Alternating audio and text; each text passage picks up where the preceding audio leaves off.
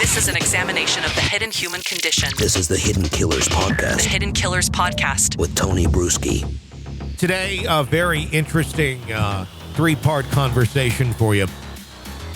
Sociopaths. Now, we talk about them quite often because, well, they're a lot of the people that we focus on is being hidden killers on these programs. But it's rare that we're not talking just about them, but we're actually talking with them. Oh. Our guest today, M.E. Thomas, very interesting author of the book Confessions of a Sociopath, A Life Spent Hiding in Plain Sight. She is someone who has been diagnosed as a sociopath and shares her experiences of life living with this. Obviously, she's not a dangerous one, or she hasn't done anything dangerous yet. I don't think she will. But she argues that they're not inherently evil and can be productive members of society, almost a superpower when it's not going down a dark path.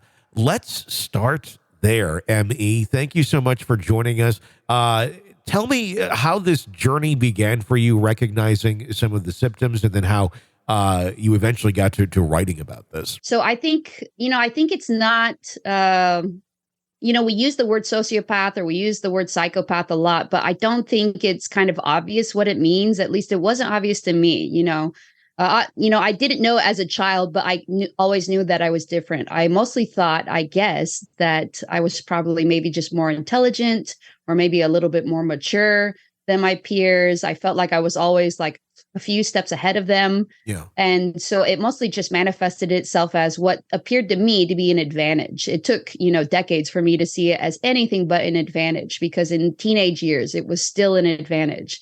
People were losing their minds during puberty, and I just did not, I just kept cool. Yeah. And if anything, I really thrived, during those years in my early 20s. In college and in law school, I really thrived. Again, I remember avoiding the library and even the law building at all during finals, because people were just like crying at their desks and studying. And I was just like, I don't get it. And then again, graduating from law school, taking the bar exam, the same thing. I took the bar exam in a big conference center, and it was gigantic, but you could hear crying like the whole time while you're taking this exam. But I just did not understand it. I just thought this is kind of crazy that people act like this. And luckily I just don't. I guess I thought, maybe I'm a good public speaker, or I take tests well, because I would just not get nervous. I just wasn't like really emotionally rattled by kind of anything at all. And then after a while, though, I started to realize I wasn't personally engaged by anything at all either. And I realized that a lot of my behaviors were just trying to run away from boredom. Because if I wasn't kind of personally engaged with anything, then, what was the point of doing anything? And that was, there was kind of an existential angst underneath it all. And that is eventually what led me to see it as a disorder. But I didn't know, the word sociopath or the word psychopath applies to me until actually in law school. I shared a internship. I shared an office with another law student, and we didn't have enough work. It was like kind of one of these like made up jobs for like legal students. So we're busy like 30% of the time. The rest of the time we had to be there, though, still just in case, FaceTime. And so we just chatted a lot, and after like weeks of chatting, and I think I just thought I'll never see this person again, so I can just be honest and open. And after weeks of chatting, she was like, you may want to consider the possibility that you're a sociopath. So I looked it up, and this is kind of like, early 2000s internet. And there was like one site that kind of had a summary about what a sociopath was, and had the checklist from Hervey Cleckley. And then I think had like the PCLR checklist, and I kind of looked through it, and I thought, this does fit. What were some of the things, some of the specific traits that you had noticed? I know you're talking about others, crying and really being affected by the stress of taking those exams and such. But what were some of the other things as well where you, if I'm terming things incorrectly, always interrupt me. You felt like the connection, the emotional connection there, that the empathic connection that others may have that you didn't seem to have? Was it interactions with family or interpersonal relationships as well? Yeah, it was all of it. I think, my family, and it's funny now kind of talking about it because at the time it just felt like that was the only thing I knew. So it felt normal to me. Yeah. So it is still weird a little bit to like self-reflect back on those times and try to remember what it felt like to be that way. But I can remember what my family said about those things. Like I got kicked out of the house, several times by my parents who were like, like we cannot take you. And my siblings used to say that I would engage in like total war tactics when it came to like even just fighting over toys. Like I would just take it to such a dark place, where it's like scorched earth is another word that they used, where it's just like the whole thing is coming down, and I liked violent games. We used to, we skied and I loved to ski, even when nobody else would want to go skiing with my dad, I would always go skiing. It was such a great outlet. And you would use the ski gloves to like play boxing games. Mm-hmm. And I had like 2 older brothers, but I was just like loving it. I even loved to be like hit in the head. I loved the way I felt that like feel my brain rattling around. It was just like, I really loved like the physicality of it. So I think people called me like tomboy. And I think that applied to a certain extent, but there was just kind of like so many quirky things. I haven't seen the Netflix show, the Wednesday show, but I imagine it was kind of like that, like I'm just not connecting with people emotionally. I'm not even in tune at all, basically, with my own emotions. I'm having like very, very low effect, I think is what they would say. No kind of emotional reactions at all. Really fearless in kind of like a creepy way, especially for like a little girl, going off and doing whatever, whenever. And I think people, again, nobody would use the word sociopath. And although I did have troubles with authority in school, even I was so smart that I think they kind of blamed the teacher. They were like, well, what are you doing wrong that you can't somehow engage this very smart girl? Like I think the gender too really helped me. It was like, obviously I'm misbehaving, but because I'm a girl there, and especially kind of when I grew up in the 80s, it was like, well, like she's just a girl. What do you want to do with this? You can handle it. Sure. I mean, it's just so fascinating to hear someone who recognizes this in themselves and to get their perspective. When the way you look at things, I'm trying to understand that.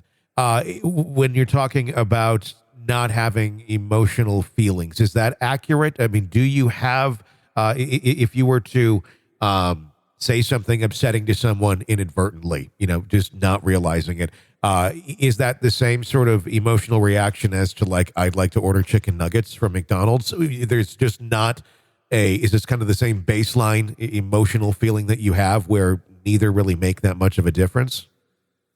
Yeah. So I think there are kind of like 2 aspects of it. One of them is, my interpersonal relationships, like how much did I realize that I was like hurting and tormenting the people around me? Sure. And some of it I was really, truly oblivious to. Like I had one of my friend's dads come up and say, hey, my daughter really loves being your friend, but can you stop doing the following bad things, hitting her, like saying terrible things to her, like, etc. And, when that happens, that the dad is intervening, to kind of be like, my daughter who enjoys your friendship or whatever, you guys get up to great shenanigans, is still very troubled by many of the behaviors that you manifest in the friendship. That, stuff like that would happen all the time. Now, my own emotional world, I think it's inaccurate to say that I didn't experience emotions, because sometimes I would, but it was almost as if they came out of nowhere, like totally out of context. It was like experiencing my own emotional world was like reading a book backwards, or like trying to like look at, I don't know, Egyptian hieroglyphics and like kind of get like an idea for what's happening. I mostly felt it as physical symptoms, like I would have at the time felt like hunger and anger were kind of similar feelings because I felt them mostly in my body. Mm-hmm. So when something, let's say some sort of a tragedy, comes about, whether it be something, to you where a loved one dies, for example, do you feel, sorrow? Do you go through the stages of grief and things of that nature when a trauma type occurs, or is it not so much? It's just like, well, it's part of life. It is what it is. Yeah, the latter. And I was so disconnected even from my own traumatic events that happened to me that sort of famously I write in the book that I was not abused. Uh-huh. Now I can go back and look and see like, oh yeah, I guess I thought those things did happen to me, but I wasn't bothered by them. Okay. That I think was my kind of belief at the time of writing the book. So I was disconnected from all traumatic events, my own, the traumatic events of everybody, and the same thing with the emotions. I was disconnected from my own emotions. And so I was totally disconnected from the emotions of other people too. So is this something that you believe was triggered by some sort of a trauma in childhood?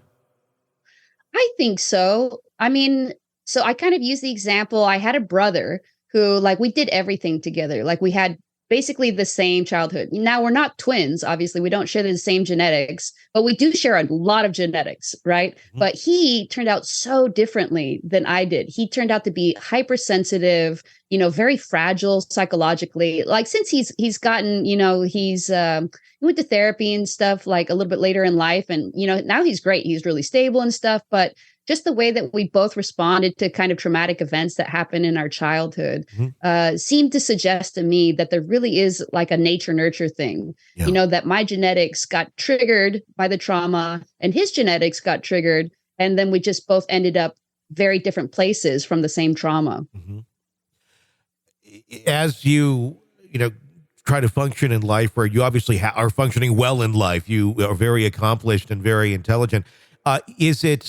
Do you feel like you personally now, do you want to feel more interpersonal emotions and things between relationships and such? Is it something you can learn to do, or is it just a lot of mimicking and kind of parroting? Okay, here's how people react. I'm kind of taking social cues then, and then implementing them as best you can so it doesn't stand out as being, heartless or something of that nature. Yeah, definitely until I would say, shortly, maybe a few years after the publication of the first book, it was the latter. I was just mimicking. I was pretending. I was passing. I was, trying to connect to people in somewhat sincere ways, but, really did not have the skill set to be able to do that. And so Sure. I would run into relationship problems all the time.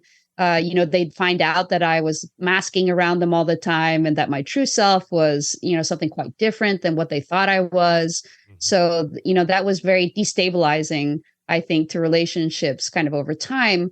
And after a while, I thought, the one thing that I wished that I could do is to stop manipulating people, because I didn't even feel like I had an option. I felt like the only way that I kind of knew how to interact with people, the only way I had learned, I guess, growing up was to manipulate people.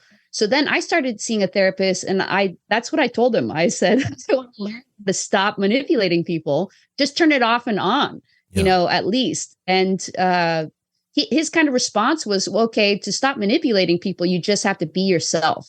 You don't act to try to persuade people or to kind of influence them or to try to get them to do something. Just act and choose from a place of your own internal preferences, rather than trying to constantly micromanage the reactions of other people with your actions. And that was good advice, except I just did not know how to be myself.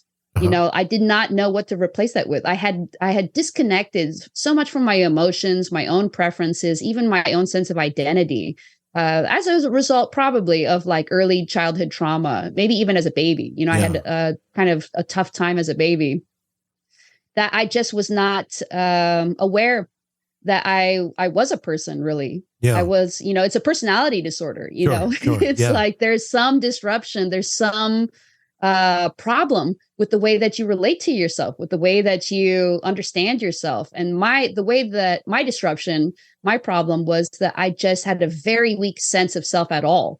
And so when my therapist would be like, don't the answer to manipulating is just to be yourself, I really had to spend years and years to figure out what it meant to just be myself.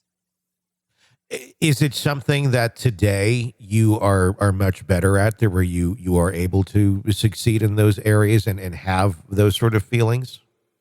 Oh, absolutely. I mean, it's not an easy process, and it's kind of terrible. Actually, like I kind of call it the reckoning, this period. If you go through it, in which you're kind of re-engaging, it's worse than adult braces. It's like a second puberty, except worse. Okay. It's because you're finally connecting with your own emotions, and you don't know how to process these emotions. You never learned because you never had them. So like when children are trying to learn to emotionally regulate, like they're 4, 5, 6, 7, 8, 9 years old or whatever, all during that time period, they're learning all these skills about, I'm angry, but I'm not going to hit, Sure. And so you have to relearn that, or I guess, or learn it for the first time because you never learned it.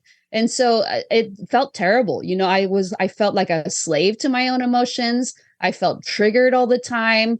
I felt, like I was out of control. Like I felt like I couldn't predict my emotions. I couldn't understand them. So it was like years and years of just trying to like learn how to emotionally regulate. But now I do connect with my emotions, and I guess I do connect with the emotions of others, but I still don't feel like what people say effective empathy, where you like see someone crying and then you yourself are sad. Like I still don't feel that. Sure. But I do sneeze when other people sneeze. I don't know if that's a thing. This is an examination of the hidden human condition. This is the Hidden Killers Podcast. The Hidden Killers Podcast. With Tony Bruschi. There is much more to come with M.E. Thomas. Be sure to press subscribe wherever you download podcasts so you don't miss any of this conversation. You can follow me on Twitter at TonyBPod. We'll keep diving into the mind of an actual sociopath today on the program. I'm Tony Bruschi. Stay with us.